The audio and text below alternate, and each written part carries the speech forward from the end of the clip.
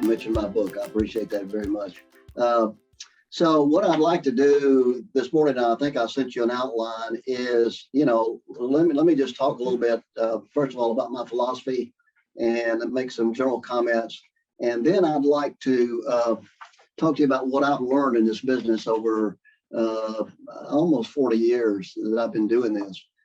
And then I'd like to just sort of open it up to, what do you want to talk about? What are the areas you'd like for me to discuss? And I've done this before in seminars, and it's worked out pretty well. So instead of me talking about what I think you want to hear, let me talk about what you want to hear. And then I'd like to talk to you a little bit, if we have time, some stories from the road. I think you learn a lot from those kind of stories. I know I am. But let me go back and tell you that when I got in this business, a long time ago, I remember sitting in development meetings for a year, and I didn't say anything. I just sat there and made observations and took notes and tried to learn. And so everything that I've learned in this business and things that I put in my books are mistakes that I've made. I've learned from my mistakes. And that's what I tell development officers. I said, I've run into development officers, and they're new in the business, and they want to read all the books and go to all the seminars. And then 6 months later, they may want to, maybe try to go out and raise money. I tell new development officers, you have 1 week, read your information, learn a little bit about the university, and then get out there and start seeing people. And you know what? Make mistakes, because you'll learn from those mistakes. I used to keep a diary. I used to keep a book, and I would write down things, not a personal diary, but a professional diary, so that I would leave meetings and go in and sit in my car and say, I don't know why I said what I said. I could do better than that. And I would write it down. I remember one time making a solicitation and going in and asking someone for, I forget what the dollar amount was, $20,000 or whatever it was. And so I got back, I was working with a client. I got back in the car with the development officer, and she said, Jerry, that was not the amount we had in our proposal. I said, it wasn't? She said, no. So, I learned from that. I said, from now on, every time I go out and make a solicitation, I'm opening up that proposal and I'm reading to make sure that I'm asking for the right amount. Anyway, again, if you don't take yourself too seriously and you learn from those mistakes, you'll be better off, and you'll learn a lot more than trying to read books or going to seminars or whatever it may be. One of the things that I want to tell you to start off with is that I get calls weekly. People are looking for development officers. And I'll say, here are the 4 qualities that I look for in a development officer. Number one, they have to believe in the mission of the organization they represent. You got to believe in Texas A&M. You can't go out there and raise money for Texas A&M engineering if you don't believe in it. Number 2, you have to have communications and written skills. You got to be able to write. Believe it or not, development officers have to be able to write. You have to be able to write. You have to be able to communicate. You have to be able to speak. You have to be able to sell the program. And number 3, you have to be detailed. This is a detailed business. You have to cross the T's and dot the I's. You have to do what you say you're going to do sooner rather than later. And number 4, you have to have a strong work ethic. What does that mean? That means you have to be out there seeing people. I tell development officers all the time, there's no money in your desk. You got to go out and see people. You got to go knock on doors. You got to go talk to them. And so that's been my philosophy. And I haven't said anything about development, because you can teach development skills. I can't teach those 4 things. You have those 4 things or you don't have them. And so, again, and one of the things that I have a very strong philosophy about this business. And I try to teach that philosophy to people who work for me and for clients who we work with. And they'll say to me, well, Jerry, why are you doing it this way? And I would explain to them, let me explain to you why I'm doing it this way. Because I don't want, and I tell people that work for me, don't just do it because I say do it. Ask me why I'm doing it. And then I can explain it to you. Hopefully you'll understand it. And then it becomes your philosophy, not my philosophy. I want it to be your philosophy. So if you just take what I say and start doing it without understanding it, then that's not what I want. So anyway, I think that I have some very strong philosophies that we've used over the years that I've learned, as I said, from those mistakes that I've made. And everything that I put in my book and all the experiences you read about it is things that I have learned through my mistakes and through the experiences I've had.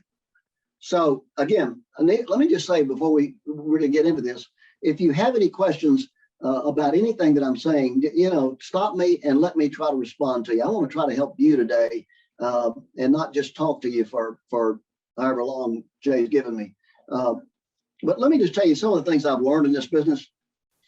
I've learned there's not a shortage of money. You know what there's a shortage of? There's a shortage of big, bold, exciting ideas.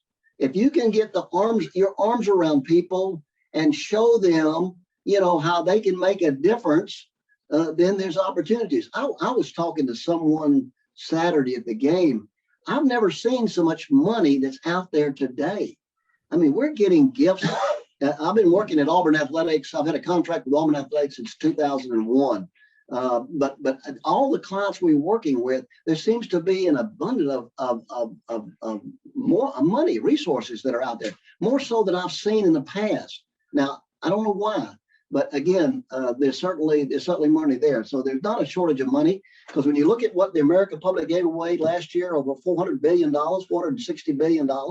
And, that's to about 1.4 million nonprofit organizations. Those nonprofit organizations are growing by 30 to 40,000 per year. Everybody's got their hand out. Everybody's looking for that charitable dollar. What you have to do is make sure that Texas A&M Engineering is in your constituency's priority of giving. And so hopefully we'll talk a little bit more about that. This is a numbers game. If you don't understand anything else that I say, it's a numbers game. What do I mean by that? I mean that I learned a long time ago, I have no control over what people give. I have no control over that. The only control I have is the number of proposal presentations I make.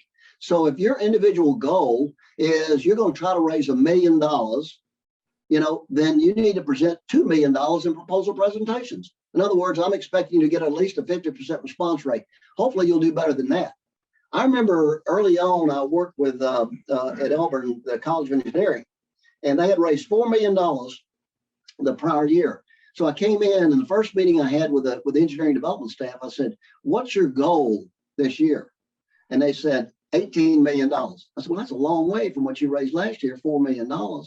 I said, "Okay, if that's your goal, then what you have to do is you have to present $36,000 and $36 million in proposal presentations. If 18 million is your goal, $36 million in proposal presentations." At the end of the year, they had presented $41 million in proposal presentations, and they raised a little over $18 million. So again, the point is, it's a numbers game. You got to see people, you got to be out there talking to people, and you've got to be able to present those proposals to them. Jerry, yeah. Jerry, I noticed in the data you just presented, it seems like whatever your goal is, you're looking at about double that in ask, in the amount of the ask that you need to make from a dollar standpoint. Is that a correlation that you see when you have a goal? You need to at least be shooting for double. Yeah, absolutely. But, when we do our campaigns and we do a goal analysis, after we do a feasibility study, we're looking at about 80%. We think we should be able to get about 80% of our ask amount, or our high dollar amount. But I'm very conservative, and you'll find that out if you've read some of my books and you listen to me before. I'm very conservative with my numbers, but that's exactly right. I like to say if your goal is $1 million, then you got to present $2 million in proposal presentations. And you can divide that. You can take that and say, well, okay, if I've got to present $1 million in proposal presentations, divide it by 12. It's pretty simple. And this is what you have to do per month. Divide it by 4, and this is what you have to do per week. Again, it's a numbers game. So again, my formula for success that I developed years and years ago is BP plus CS times E equals S, which means what? It means learn the basic principles. I always put this on the board, BP, and I said, it's not British Petroleum, it's basic principles, plus common sense times effort equals success. That's the formula that I've always lived by. And I think that, again, I'm going to tell you this. that common sense element is really important to success in fundraising, because I've been doing this a long time. I don't know everything, and I'll never know everything. But I'll tell you this, if I use my God-given common sense, I can make some pretty good decisions. And that's what you have to do. You use your common sense to make decisions about moving forward or what you need to do with prospects. I say this in seminars. You've read my book. You've probably read this comment. I said, you could tell a lot about a person by the watch and the shoes they wear. Now, why do I say that? And I'll tell you, people always say, well, I'd like to know why do you say that? I can give you reasons for it. You may be able to give me reasons for it too. But, I look at it, I go in and if I'm sitting there, see, you got to observe. You got to be observant. I try to train development officers to observe your surroundings. When you go into a meeting, I'm not talking about writing everything down, but I went into a room one time or a den one time, and the TV was on Fox News. The guy went over and turned it off. Then up on the mantle, there was a picture of Ronald Reagan. Well, what did I observe? I observed this person is probably he's conservative, and he's probably a Republican. And then on the coffee table, there was financial magazines. When I came out of that meeting, I observed 26 things. There was a half a jug of red wine sitting on the floor. I wrote that down when I got in my car. Now you say, well, what does that mean? I said, I don't know. I don't know what that means. But again, you observe your surroundings. And so let me go back to this watch. So people who, I'm in a meeting, and so I'm looking, and then I'm with a meeting. This guy's got a big Rolex watch on, and you know what Rolex watches cost today? I mean, they're pretty expensive. And then you see someone with a Rolex watch, and he's got big diamonds all the way around the face of the watch. What does that say to you? I don't know what it says to I know what it says to me. I don't know what it says to you. See, I'm making observations, and I'm trying to judge that individual. What does it say? It says one thing, I'll tell you before you answer. It says this person who spends $30,000 or $40,000 for a Rolex watch has what? He has disposable, or she has disposable income, right? What else does it tell you? It tells you he's got big diamonds around that watch. Does it say that maybe he has an ego? Maybe so. And who names buildings, who names rooms after themselves? People with egos, right? So I'm putting that in the back of my notes, and I'm saying, hey, this person might be, when I go back, I might want to say to that individual, hey, would you have an interest in a naming opportunity? I mean, so I'm learning that. Then you say, well, what about the shoes?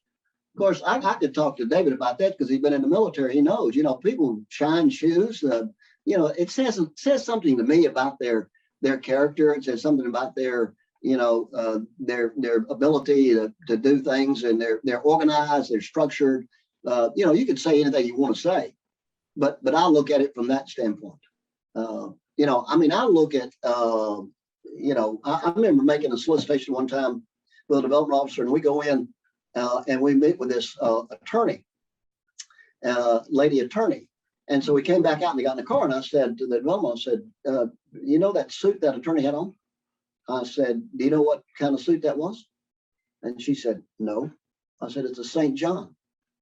Now the ladies will probably know what a St. John is here, but I said, that coat she had on was probably $3,000. She's not gonna have that suit on for less than $4,000 or $5,000. I think it's your observations that you're looking at, and you're trying to make sure that, that helps you make some kind of determination about a lot of things. So anyway, when I'm out there, another thing I like to observe and I've learned is that I sell people, not numbers. It's about people. It's not about numbers. And when you're out there talking about Texas A&M engineering, you're talking about the people, you're talking about the faculty, you're talking about the impact. And that is a key word, ladies and gentlemen. That is a key word today, is impact. And use it every opportunity you have, because that's what donors want to know. What's the impact of my gift? How's my gift going to impact the students? How's my gift going to impact the faculty? All that is important. So I would say this too. Another thing I've observed is nothing takes the place of enthusiasm. You have to be enthusiastic. You can't go out there and sell Texas A&M engineering and just say, well, hey, we got a great program here going. And, I mean, you got to be enthusiastic about it. And I was with a president of a university, and we were going out making a solicitation. And he said, Jerry, and I told him, I said, you got to be enthusiastic when you're talking. You got to be passionate and you got to be enthusiastic. And he said, Jerry, I don't think I can get enthusiastic. And I said, well, fake it till you can get it, because it's too important. I mean, you got to be enthusiastic. I mean, it's not, let me tell you what, it's not what you say when you're in presentations, it's how you say it. It's how you say it. Okay. I've said this quote and learned this a long time ago. If you go the extra mile, you're miles ahead of your competition. If you go the extra mile, you're miles ahead of the competition. I mean, there's a lot of things you can do and think out loud and think outside the box and do things that other people wouldn't necessarily do. But if you go the extra mile, you're miles ahead of your competition. Like, you come back and you get maybe in stewardship, we talk about that a lot now in today's environment because it's so competitive. You pick up the phone and you call people. I tell development officers, every once a month, or at least once every 2 or 3 weeks, go into your office, close the door, pick up the phone and call people and say, hey, I just want to thank you for the gift you made at Texas A&M Engineering, a year ago. And again, that's not people, you may not get them on the phone, you'll leave them a message, and that's just as important. But people don't do that. People don't do that. I mean, I make gifts to about 30 different organizations a year. How many people you think call me and thank me for my gift? I have one, and he retired. And when he retired, I'm not getting that call anymore from that school. So he used to call me every December. He said, Jerry, I just want to thank you for the gift you've made our university. Again, I think that, you go the extra mile, but you got to thank people and you got to pick up the phone and call them. And do the extra things that it takes to succeed in this business. I mean, I'm telling you, that's important. And we can talk more about that if you want to. I've learned this too. The person who's asking the questions in a meeting is in charge of the meeting. When I go in, and I tell development officers all the time, I said, you don't ask enough questions. They go in, development officers, especially young development officers, will go into meetings and they will, they'll come out and sit in their car and they'll make some assumptions when they're filling out their contact report. And some of their assumptions are right, some of their assumptions are wrong. So, ask questions. There are no dumb questions. If you've got a number of projects that you're trying to raise money for, and you're saying, we've got these 4 projects that we're trying to raise money for in engineering, and you're waiting for that individual to say, well, I like number 2, or I like number 3, or I like this one over that one. Most of the time they don't. And so what do you say? Of the 4 projects I've listed given to you, which one would you have the greatest interest in, maybe in possibly supporting? I mean, you ask the question. I'm telling you, you don't ask enough questions. Don't go out of there making assumptions. Ask the questions. I have people tell me all the time, Jerry, you've been in this business a long time. You know all the tricks. I said, I don't know any tricks. I don't know how to trick money out of people. All I know how to do is to go in and make a presentation and ask for a specific dollar amount. That's all I know how to do. And so there are no tricks here, no tricks of the trade. Again, there's certain philosophies that I like to follow, and we'll talk about that maybe in a few minutes. But one of the basic principles that I've followed for years and years, and if you read any of my books, you probably read this one, and that is people who are involved in organizations tend to become committed to the organization, and the dollars follow the commitment. So I go into organizations and they'll say, well, Jerry, we've got a multi-billionaire across town. Let's go get some of his or her money. I said, well, wait a minute. Let me ask you a couple of questions. I said, first of all, Is he or she a graduate of Texas A&M engineering? No. Does he have children here at this school? Maybe in engineering? No. Is he on a board? No. Has he ever been on campus? No. I say your chances of getting his money are slim to none. He's not giving you his money. You know what you have to do? Is what? You have to get him or her involved. If you get them involved, they get committed, the dollars follow the commitment. It's a pretty basic principle to understand. So, I mean, now that goes back to you and your creativity of getting people involved. How do you get them involved? Maybe you bring them on campus and they speak to a class, whatever it takes that you can get that person involved. Maybe put them on a board, maybe an advisory board. I assume you have advisory councils or advisory boards. Maybe get them involved there. So anyway, all right. So I've just talked about a few of those. I've got 50 of those that I've got in my book, and I'll do a seminar on those 50 things I've learned. And maybe sometime when y'all are bored, I will do a presentation on those 50 things and tell you what those 50 things are. But anyway, let me stop there and ask you, what would you like for me to talk about?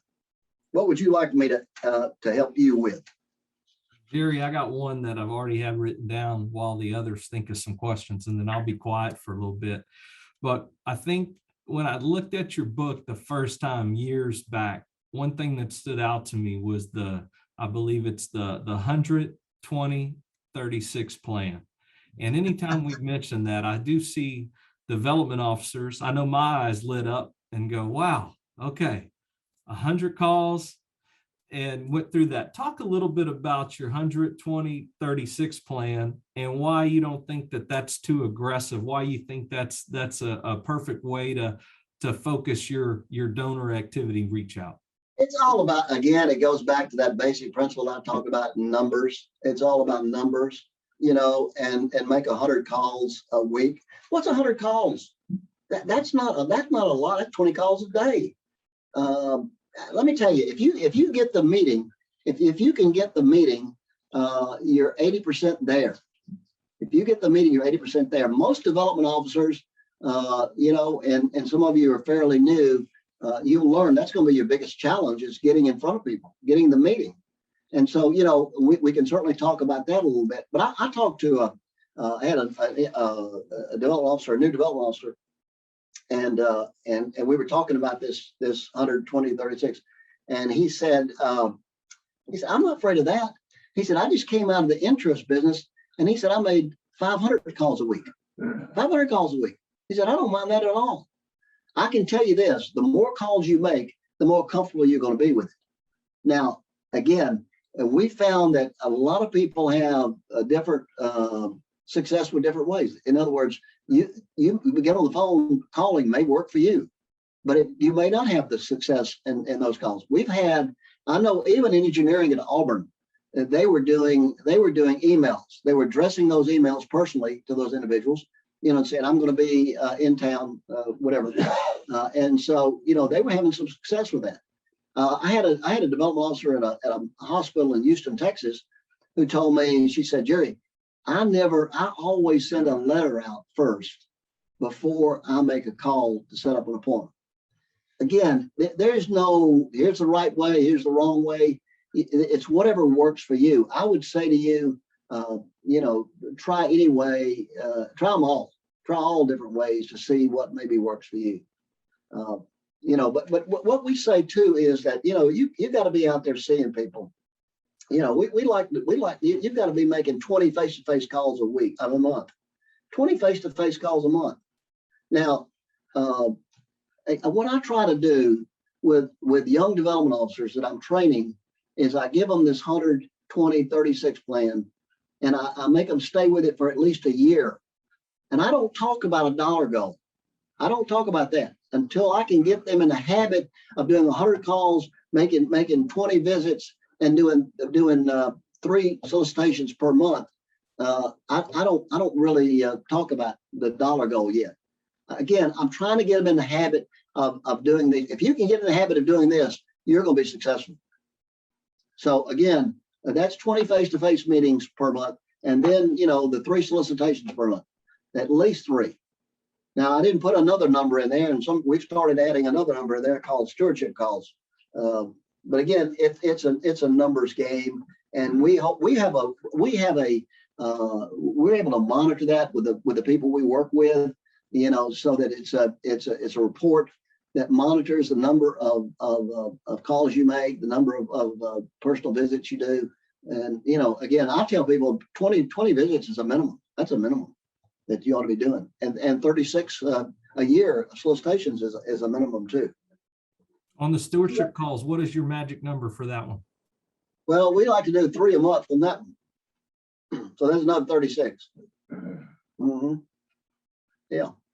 Again, one of the things you can do is when you're setting appointments, you set appointments with if you're going to Houston or you're going to Dallas, you got an anchor appointment, and you always start with an anchor appointment, and then you're gonna look around that area and see what's around it. There may be people that have a lower level of giving that you may see on that visit, or you may do stewardship calls with those individuals in that area.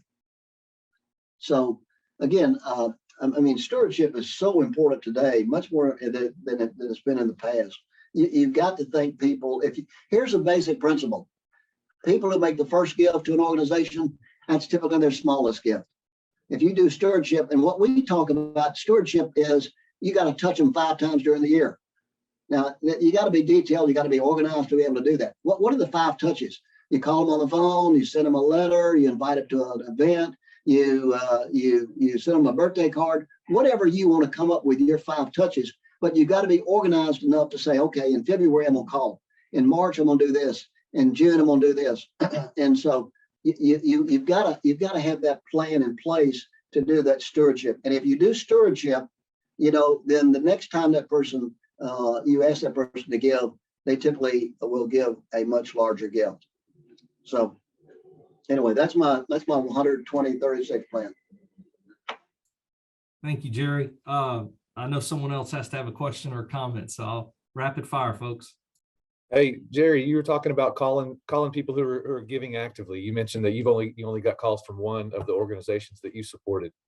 What dollar amount triggers that phone call? Is it as low as a $50 gift, or are you focusing on people who are making $1,000 gift, or what do you do there?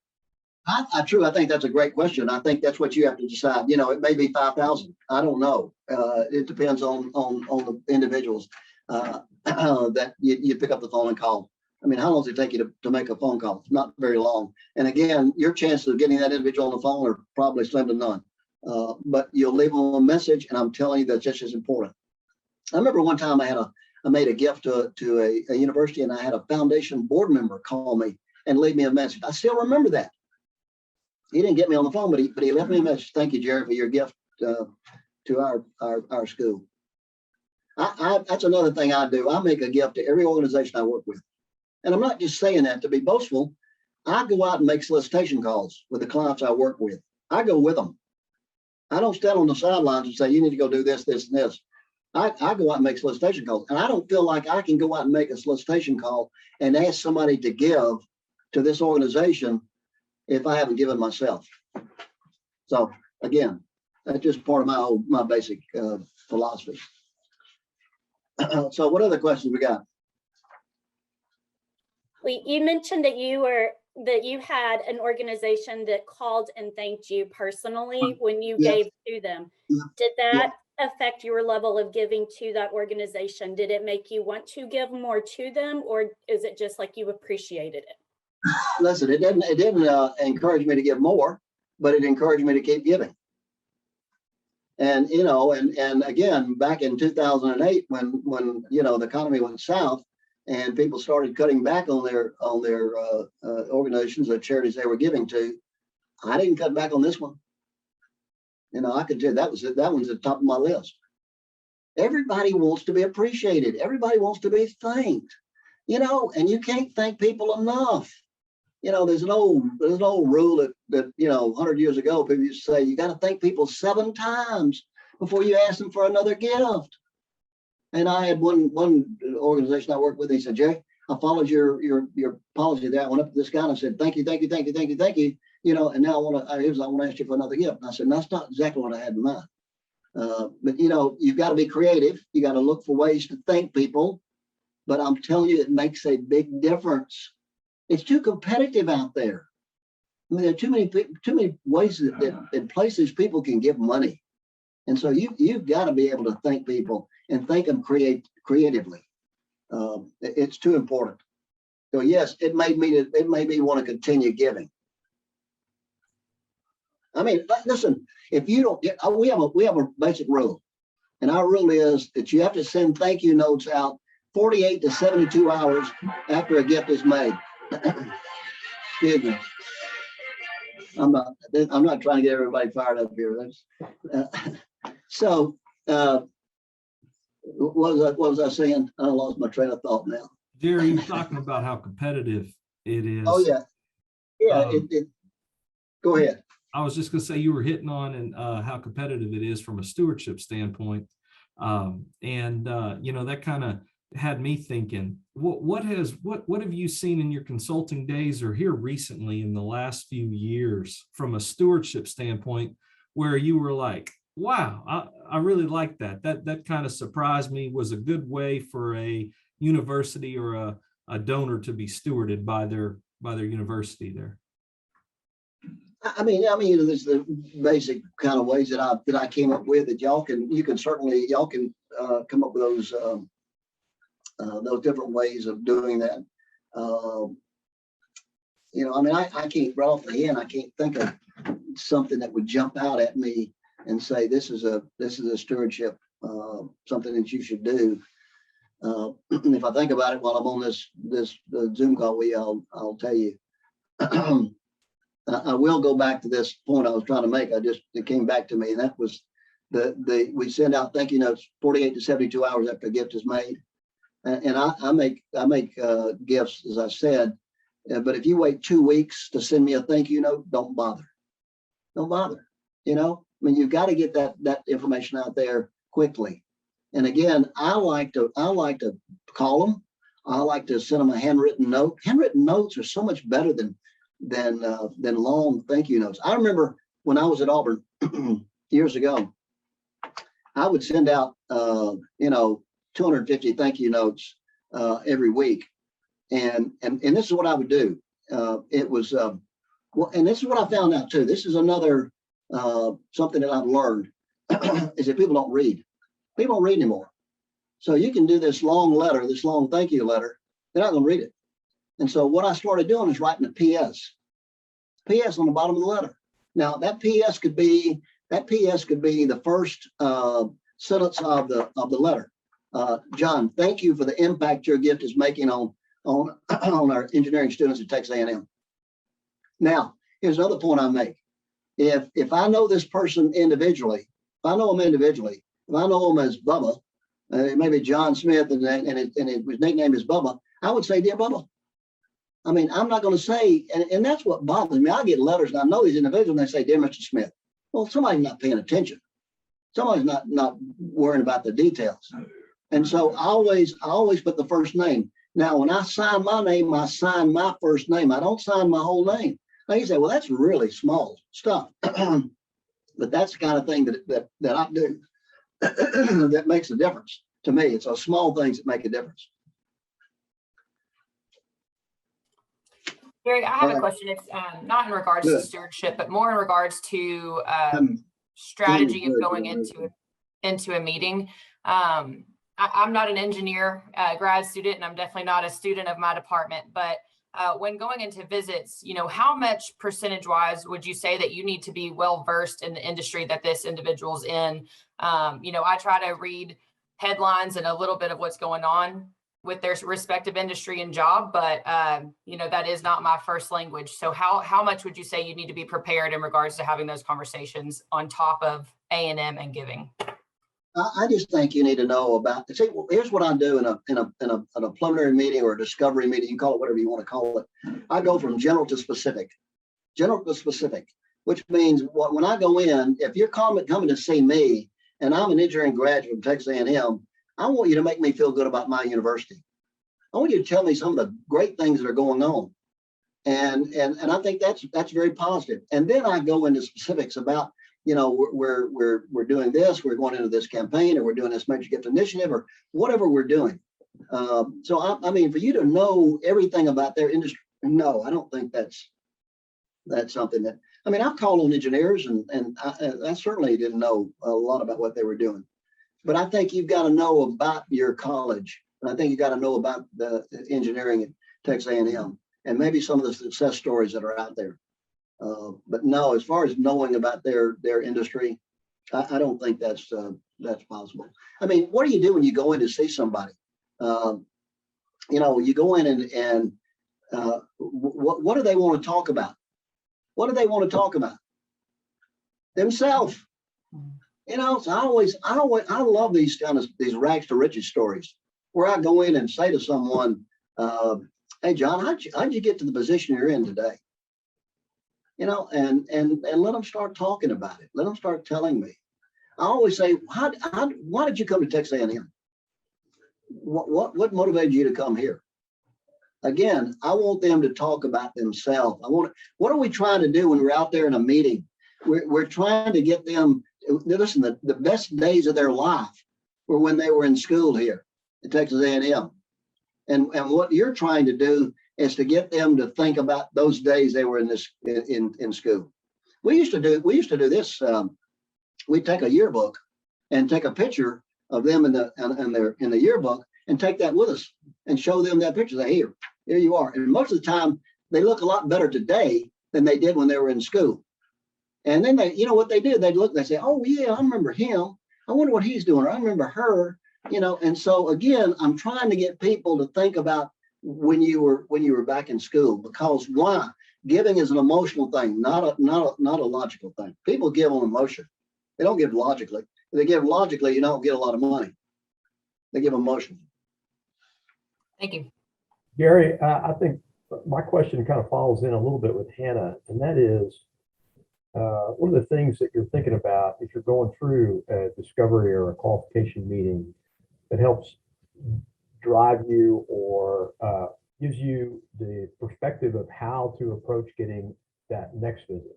You know, what's going to be a cultivation, or how do you get to that solicitation visit? Yeah, and that's David, I think I understood your question. That's a really good point, because I've been with development officers and I get back in the car and I'm saying to them, what's our next steps? What do we do next? I always like to answer the question. And unfortunately, some development officers don't know. They don't know what their next steps are. But you have to decide, you know, when you leave that meeting, am I going to see people? Am I going to do a cultivation call again? I'll tell you this. We learned at Auburn that we created the rule of three. The rule of three is you got to make a solicitation on the third visit. You know why? Because development officers are great at cultivation. And you know what they want to do? They want to cultivate. And then they cultivate for 2 or 3 visits. And then you know what they do next? They cultivate some more. And they cultivate and they cultivate. They never pull the trigger. They never ask for the gift. Now, you've got people out there that are multi-millionaires. You know, maybe it takes a little bit more time, but maybe not. Maybe you enforce this rule of three where you got to make a solicitation on the third visit. And you know what? You're leaving. You say, well, I'm leaving money on the table. Okay, that's all right. But you're going to get that person involved, and it gives you an opportunity to do stewardship. And that may be a smaller gift. What a lot of development officers want to do is they see this person out here with high capability, really high capability, and their inclination's down here. And again, what you're trying to do is you're trying to raise that level of inclination up so it matches their gift capability. And when you do, you maximize their gift. And so, you know, what you want to do is ask for that. You don't want to hit a home run. All development officers want to hit a home run. They want to go out and get that $1 million gift. Maybe you get 100,000, maybe you get 50,000, and this person's capable of 100, maybe $1 million, and maybe you get 50. But you know what? It allows you an opportunity to build that relationship and do stewardship with that person. So the next time it's going to be a larger gift. So I mean, hit a single. You don't have to hit a home run every time you go out there. Jerry, All right, we're talking about asking asking questions. And I think that's so important to have a list of our questions in our mind to keep that meeting going, especially when you're meeting with some engineers. They're not always the most extroverted individuals. But I did notice, and I can remember reading it, I just looked, number 20 on your 50 things I've learned says, I've learned that you never ask a prospect, how's business? And I gotta admit, I've done that before, and I'm curious your thinking behind that. Well, I made a mistake of doing that. You know, I'm out there, I'm a development officer, and you know, and I said, how's business? You know, just small talk. Well, how's business? Oh, listen, business is the worst year we've had. You know, you wouldn't believe how bad business is. I mean, invariably, that's the comment I got almost every time. So I quit doing it. I quit saying how's business because, you know, they're trying to push me back. I can't give any money. Business is terrible. And let me tell you a couple of stories that, here's one when I was at Auburn. And by the way, we did our first campaign at Auburn when I was there, and we had 3 development officers. Our goal was $61,700,000. We raised $111 million. Now that was back in early 1980s. So put that in the right perspective when you're talking about the $600 million that y'all raised. But we had 3 development officers. Today, Auburn's got 52 development officers. 52. And I don't know how many you have in Texas A&M, probably 152. I mean, this business is growing. I know y'all are running into each other out there. But I went to see this. I called this company, and this goes back to Kevin, you're a corporate guy. So I called this company and talked to the administrative assistant for the president and CEO of the company. And I wanted to get an appointment with him. And it was going to be a preliminary meeting or discovery meeting. So I went to the office and got there, and she said, well, Mr. Jones, or whatever his name was, he said, he's not able to see you today, but I know why you're here. I know Auburn's in this campaign, and if you'll just send me a proposal, I have the authority to make a $25,000 gift. I said, oh, thank you very much. I appreciate that. I walked out of there and got in my car, and I said, there's no way I'm sending her a proposal for $25,000. No way. They're capable of much more than that. So I went back, we strategized, and I put a proposal together, and I took 7 people with me to the meeting. Now here's my basic philosophy. You don't take anybody on a solicitation visit unless they have a role.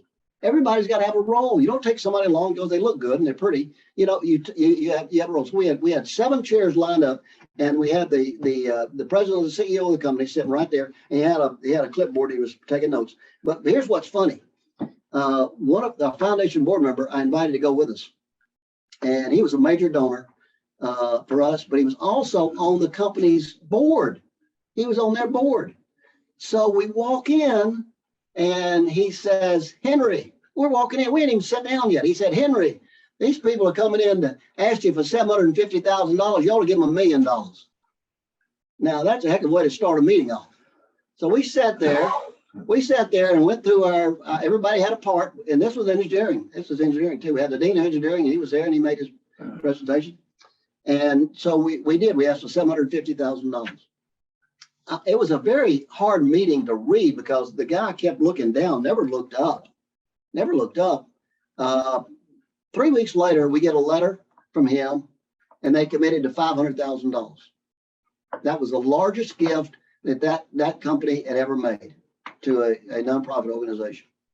Now, again, I didn't see that administrative assistant on the way out. If I did, I would probably run from her.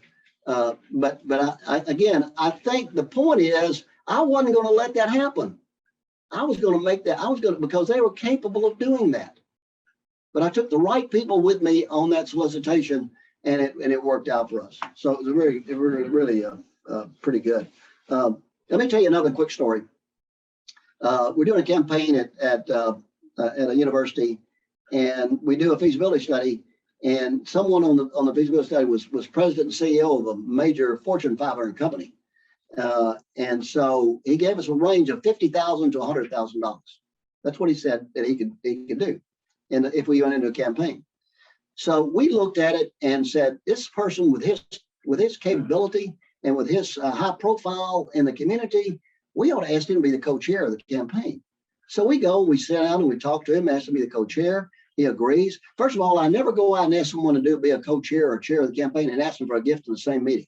So I wanted to do this first. I want to go out and ask him to be a co-chair. And the only reason I asked for, I want a person who is a chair or co-chair of a campaign. The only role I want them to play is to make a leadership gift.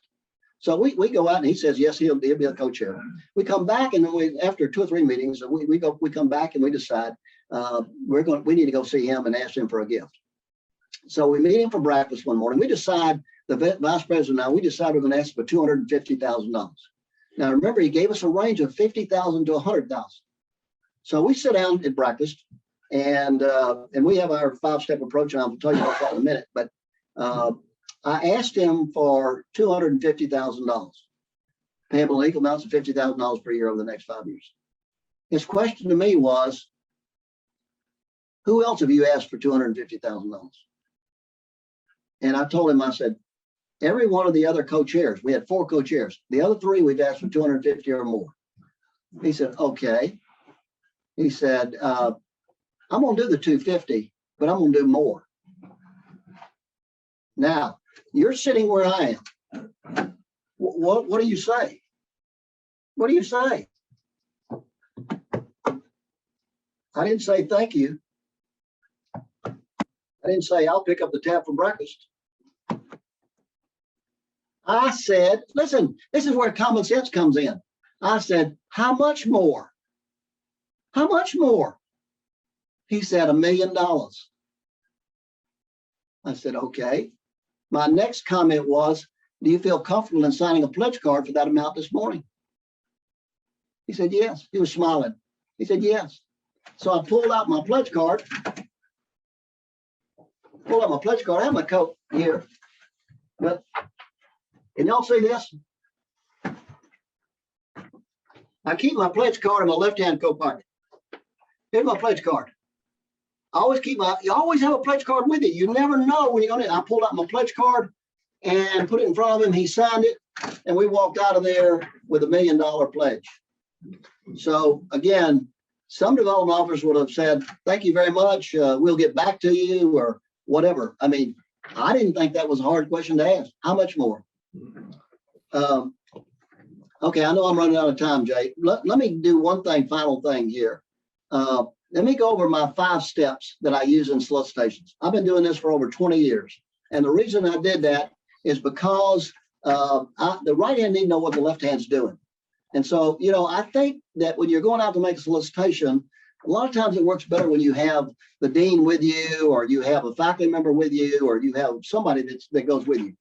And so I always show them my 5 steps because I want them to know what the role is. So my first step going in is small talk. Now, I mean, it's pretty technical stuff here, but you may say, well, is that important? Yes, it may be the most important step in the whole 5 steps. I mean, I've done, listen, I've been in meetings before where I walked in and they said, well, what can I do for you? Well, I jumped right into the presentation. It did not work very well. I never go into a meeting now without having small talk.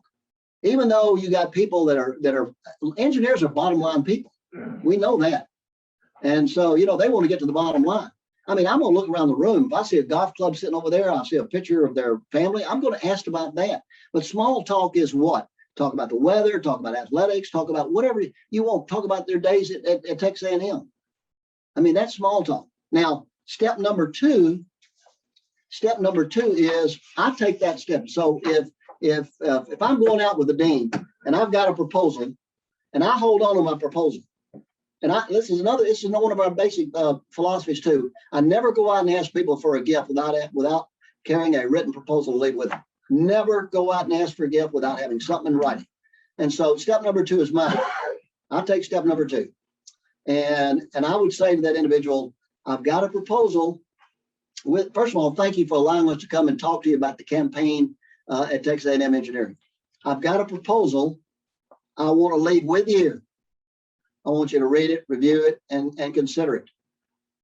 Now, I said something really important there, that statement, but it was sort of indirectly. addressed to them. That was, I'm not looking for a decision today. Why is that important? It takes pressure off of people. You don't put pressure on people. You take pressure off of people.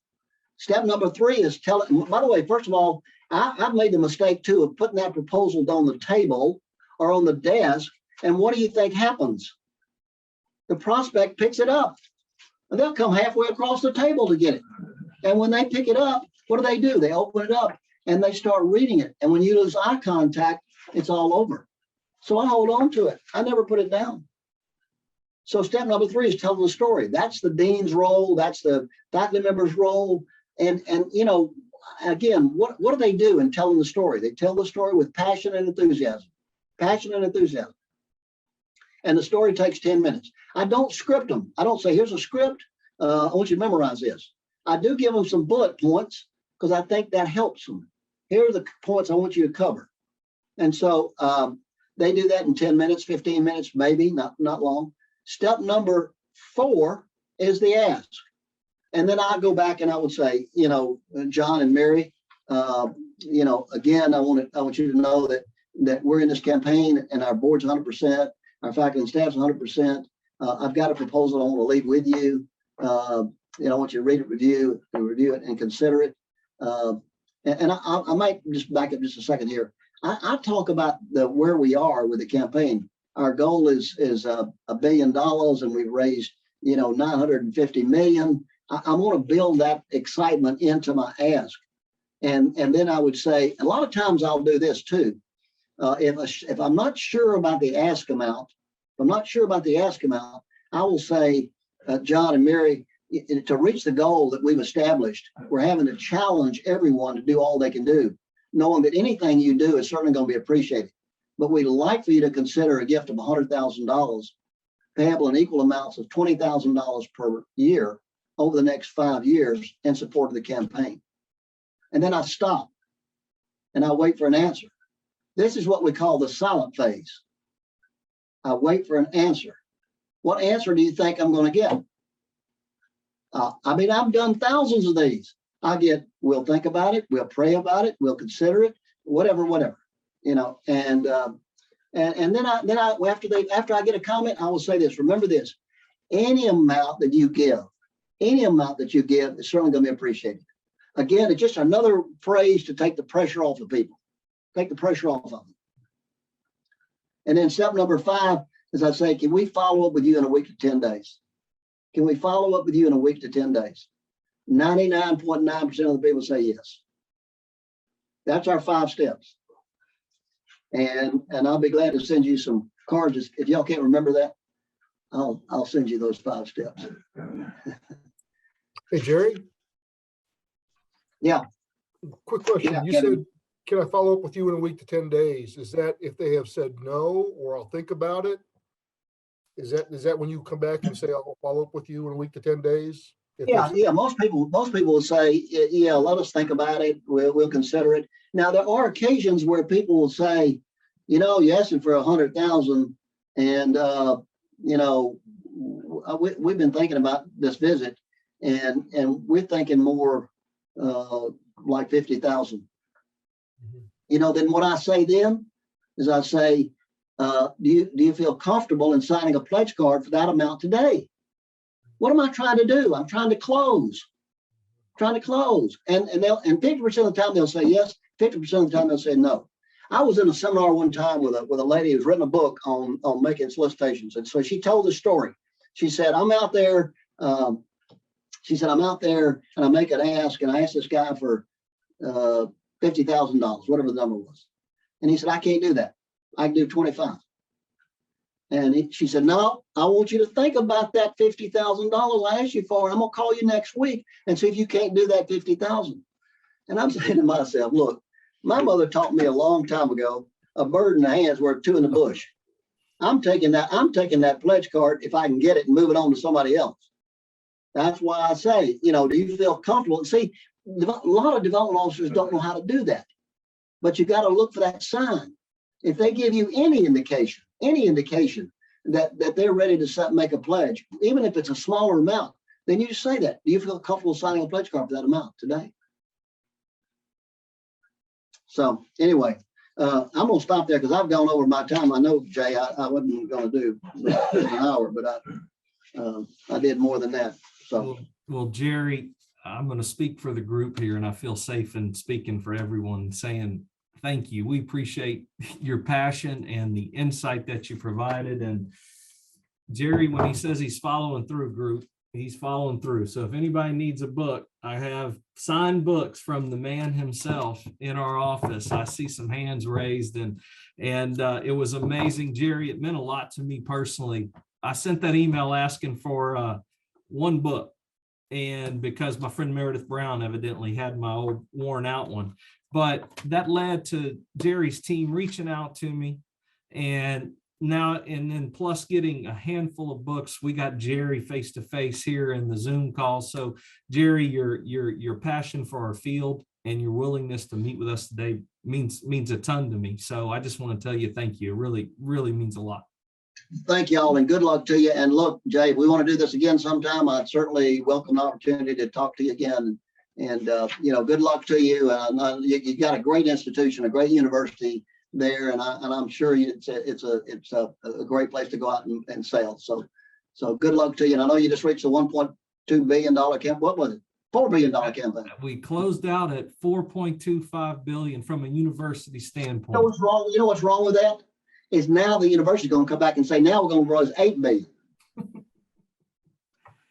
I believe you're right on that one. I definitely can see that coming around the corner. Y'all have a great day. Good luck to you. Thank you very much. I appreciate it. Thank you, Thank you. Jerry.